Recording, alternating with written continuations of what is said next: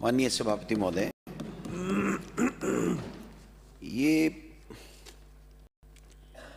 Bill लाए, सरकार bill लेकर के आई है, कुछ समय का संशोधन किया है। मैं ज़्यादा विस्तार से नहीं जानना चाहता, लेकिन मैं ये जानना चाहता हूँ सरकार से, जब मंत्री महोदय जवाब दें तो ज़रूर दें कि भाई ये आधा घंटा कम कर दिया, ज़्यादा कर दिया, 12 साल का बच्चा ये नहीं कर सकेगा, रात को 12 से 15 का बच्चा नहीं करेगा, स्त्री काम नहीं करेगी, इसको मॉनिटरिंग कौन करेगा? लो, नाइट में काम करने वाले मजदूरों को देख लो, और को देख लो, स्त्रियां भी काम कर रही हैं, बच्चे भी काम कर रहे हैं।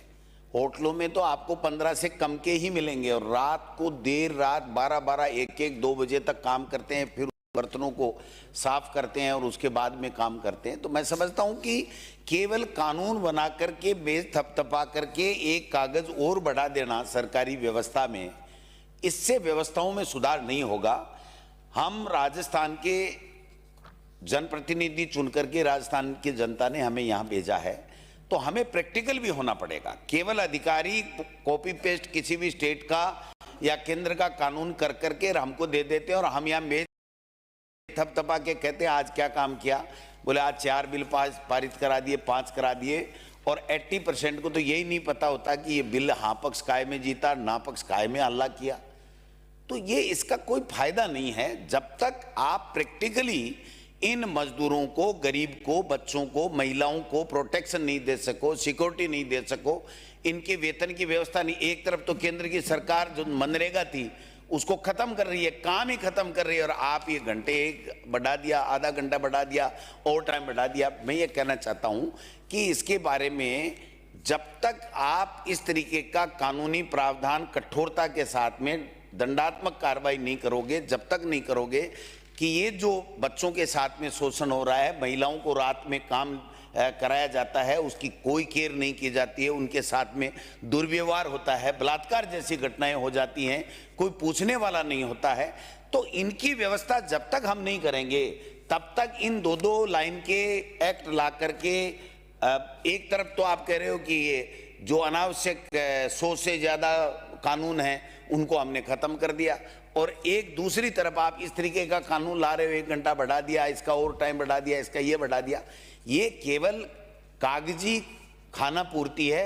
कागजी खाना पूर्ति से कुछ भी नहीं होगा जब तक हम इन गरीबों के बच्चों के साथ में शोषण नहीं हो, उनको पेट पालन, उनका शिक्षा दीक्षा की व्यवस्था नहीं हो। आज आप देखिए कि कोई समय था 2022, 23, 21, 22 में 1 लाख बच्चे, 1 करोड़ हमारी सरकारी स्कूलों में बच्चे अध्ययन करते थे, और आज 67 लाख हैं। यानी ड्रॉप आउट का प्रतिशत पूरे हिंदुस्तान में सबसे ज्यादा हमारे राजस्थान के अंदर है। उन बच्चों की शिक्षा की व्यवस्था नहीं कर रहे हो, उन बच्चों के जो है वो पालन पोषण कैसा होगा उसकी व्यवस्था नहीं कर रहे हो। उसकी माँ को काम करके, पेट काट करके, जलील हो करके, और अपने बच्चों को पढ़ाने की व्यवस्था करती है, और वो पढ़ाने की व्यवस्था में फिर वो ड्रॉप आउट हो जाते हैं। उनको पेट भरने के लिए नहीं है। तब तक आप कड़े कानून इस तरीके के ला करके कि भाई कोई, आज मैं आपको चैलेंज देता हूं इस सदन में, अगर प्रैक्टिकल बात करो तो किसी भी बड़े होटल में चले जाओ, अगर बच्चा 12 घंटे से कम काम करता हो, 15 साल से कम का बच्चा भी, जो आप 12 से 15 के बीच में 3 घंटे की बात कर रहे हो ना, 15 घंटे से कम काम करता हो तो बता दीजिए, और रात को 12 बजे किसी होटल पे निकल जाना, ये जो ढाबे हैं ना उसके ऊपर अगर 15 साल से कम का बच्चा अगर कप प्लेट और थालियां धोते हुए, कप धोते हुए नहीं मिले तो मुझे आप बता देना।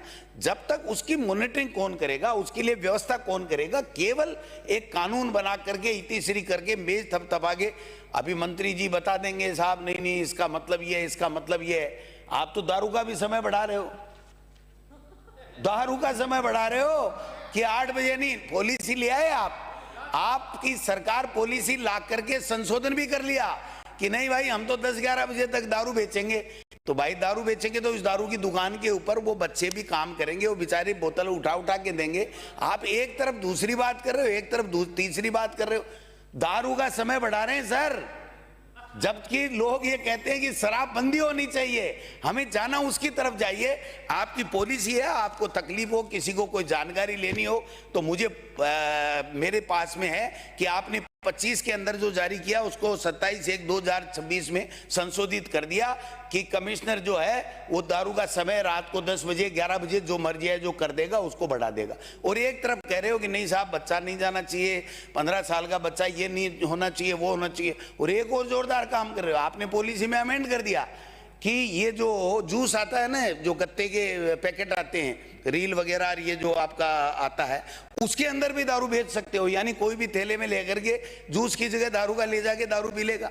मतलब आपकी सोच कहीं है, आपका कानून कहीं है, मेरे समझ में नहीं आ रहा किसको फायदा देना चाह रहे हो, कौन से लोगों को बचाना चाहते हो। और इस तरीके के कानून ला करके आप अपनी जिम्मेदारी से नहीं बच सकते। राजस्थान की जनता ने आपको सरकार दिया, हाँ ये बात सही है कि उनको पहले पता नहीं था कि ये होने वाला है, नहीं तो पता नहीं क्या होता। लेकिन चलो ठगे गए, लेकिन अब तो लखन से काम करो ना, कम से कम ढंग से काम करो। ऐसे कोई कानून बना के लाओ कि उस गरीब को सुरक्षा मिले कि मुझे खाने के लिए कोई दिक्कत नहीं है, मैं स्कूल में जाऊंगा तो मेरा जो है वो अच्छी शिक्षा दीक्षा होगी, वहां पर मुझे कोई तकलीफ नहीं आएगी।